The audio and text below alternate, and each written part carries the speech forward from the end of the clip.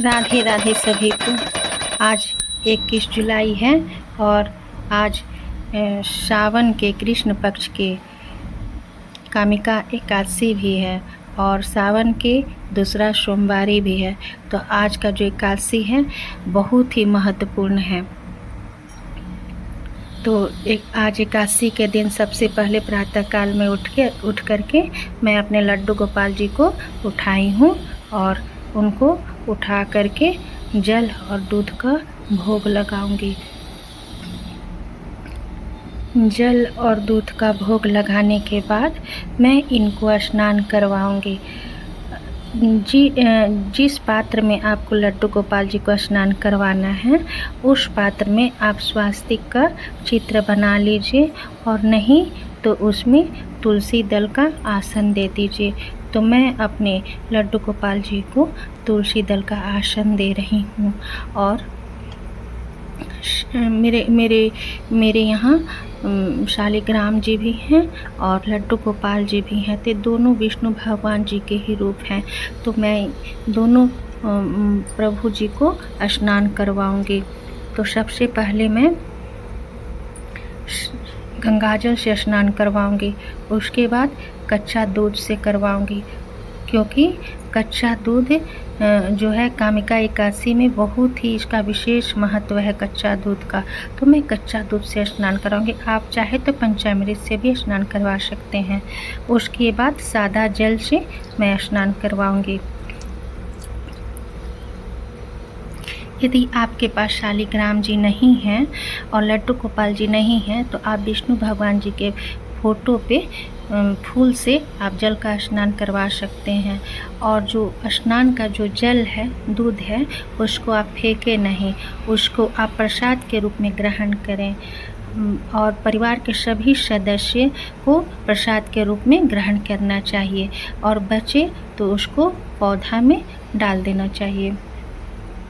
तो हम लोग सभी परिवार प्रसाद के रूप में ग्रहण करते हैं, जो बचता है उसको पौधा में डाल देते हैं। फिर मैं अपने लड्डू गोपाल जी को नया वस्त्र पहनाऊंगी। मैं आज के दिन ग्रीन कलर का वस्त्र पहनाऊंगी, क्योंकि सावन है और सावन में ग्रीन कलर बहुत ही महत्व रखता है। तो मैं ग्रीन कलर, आप किसी भी कलर का पहना सकते हैं। यदि आपके पास नया वस्त्र नहीं है तो साफ धुला हुआ वस्त्र पहना। मेरे पास था तो हम पहना दिए नया वस्त्र। फिर मैं अपने लड्डू गोपाल जी को श्रृंगार करूँगी। मेरे लड्डू गोपाल जी का श्रृंगार हो गया। कैसे लग रहे हैं कमेंट में बताइएगा। फिर पूजा करने से पहले दीप प्रज्वलित करना बहुत ज़रूरी होता है, और क्योंकि दीप ही पूजा का साक्षी माना जाता है, तो सब दीपक का भी पूजा करना बहुत ज़रूरी होता है। यदि आप मंदिर में पूजा करें चाहे कहीं और भी करिए चौकी पे, तो सबसे पहले पूजा आप गणपति जी का करना चाहिए। तो मैं गणपति जी का पूजा सबसे पहले कर रही हूँ। दीप प्रज्वलित करने के बाद, गणपति जी का पूजा करने के बाद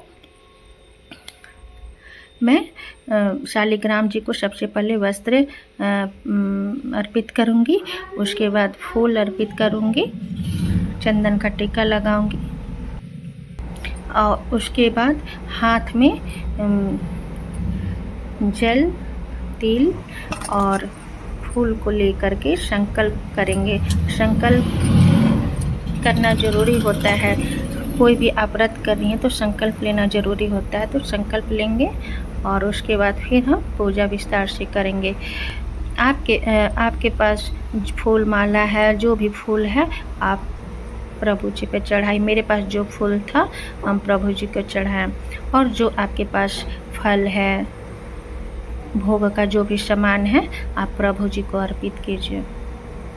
मेरे पास जो था हम प्रभु जी को भोग के रूप में अर्पित कर रहे हैं। और कच्चा दूध का भोग लगाना बहुत ज़रूरी होता है। आज के दिन का बहुत विशेष महत्व है, तो मैं कच्चा दूध का भी भोग लगा रही हूँ।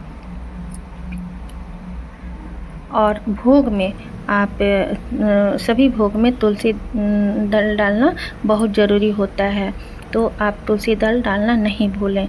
और वहाँ पे एक लोटकी जल में तुलसी दल डाल करके लड्डू गोपाल जी के पास रख दीजिए। जब तक मैं अपने हाथों से लड्डू गोपाल जी को नहीं खिलाऊं, नहीं पिलाऊं, तो मुझे चैन नहीं मिलता है। तो मैं भोग रख के छोड़ती नहीं हूँ, मैं अपने हाथों से खिलाती हूँ। खिलाने के बाद ही मुझे संतुष्टि मिलता है। फिर उसके बाद भोग लगाने के बाद, जल पिलाने के बाद